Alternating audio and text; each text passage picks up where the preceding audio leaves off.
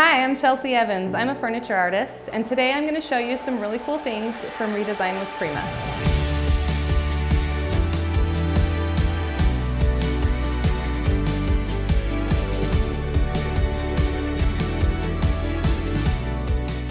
Today I'm going to be showing you decor transfers from Redesign with Prima.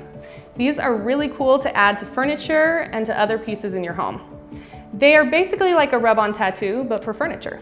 So let me open this up and show you. Each one is going to come in a cylinder can just like this, and there's instructions on the back. When you open it up, your transfer will be inside. Every transfer varies. Some transfers have 3 pieces in them, some have 6, and some only have 2. It just depends on the design of the transfer. There's lots of different designs, from floral designs to leafy designs, butterflies, architectural designs, and so it kind of just depends on your style.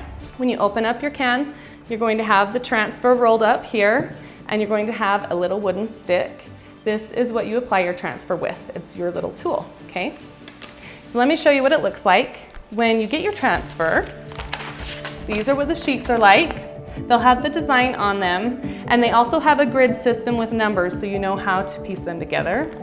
They have a white backing on the back, and then they come on a clear sheet, so they peel off, and then you're going to apply it onto your piece of furniture or whatever it is you want to add it to. So let's try it out. I'm going to use the Redesign with Prima Decor Transfer in Elegance and Flowers for this project. I think it's perfect because it has really beautiful florals and it has birds on it, which I love. I've created a board. We're gonna make wall art, okay? So this is just a basic thin board that I found, cut 2 pieces of wood and drilled a string through it. This is our base, okay? And then we are going to use just part of the decor transfer. So this is 1 sheet out of 6 in this transfer, and we're going to piece it on to create some wall art. So the first thing that I want to do is I want to lay it out and kind of measure it and cut off any excess, all right? So you can see on this side and here is a finished edge. It doesn't have any seams or cutoffs. You can see this side has seams, right? So I want the finished edge to be open and the seams to go down our lines here. So I'm going to take it and set it out, and we're gonna eyeball it right to there. And I know that I need to cut my transfer right here at the top, okay? Now, the perfect part about this is it has the grid lines on it. So you can follow the grid, and then that is a great guide for you to know where to cut and piece your transfer. Let's cut this top part here. I'll cut it just about a thumbprint away from this grid line, and that will be about right.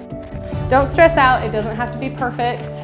Transfers aren't meant to be absolutely perfect. It's kind of fun if they're imperfect, and you can always sand back the edges and make it even better. So I'm going to peel it back here, and I will start with applying it at the top, okay? So I'm just going to kind of fold the backing so the bottom of the transfer won't stick. These are very, very sticky, and once you place it, you can't move it. So be careful with your initial placement on this.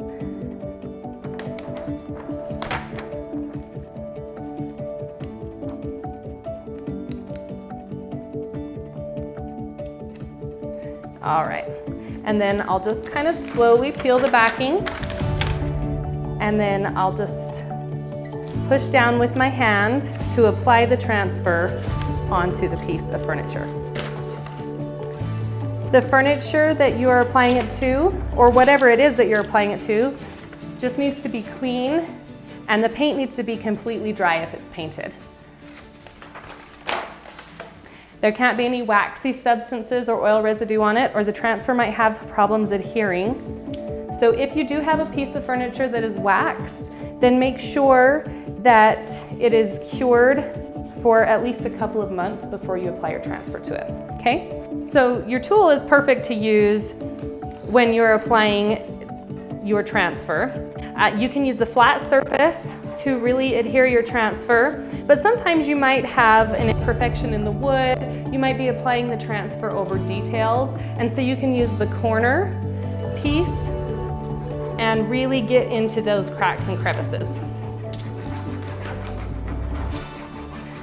So I'm gonna go over the entire transfer really well, and I'm going to make sure that it is very burnished to my piece. I burnish it very well.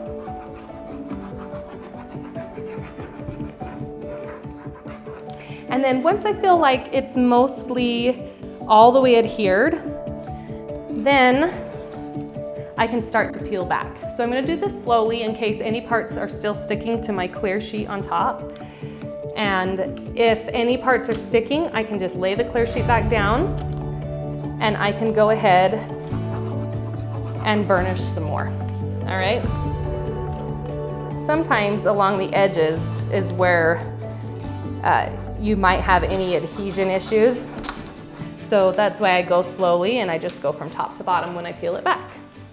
Now your transfer is fully applied and we've burnished it. If you like the way it looks just like that, you can leave it because it's going to stick to your piece. It's something I like to do to a lot of my pieces to make it look more aged or make it kind of melt back into the furniture a little bit, clean up any edges or any imperfections, is I will take a piece of sandpaper. Usually I use like a really fine sandpaper, 220 grit, something like that. And then I will just go over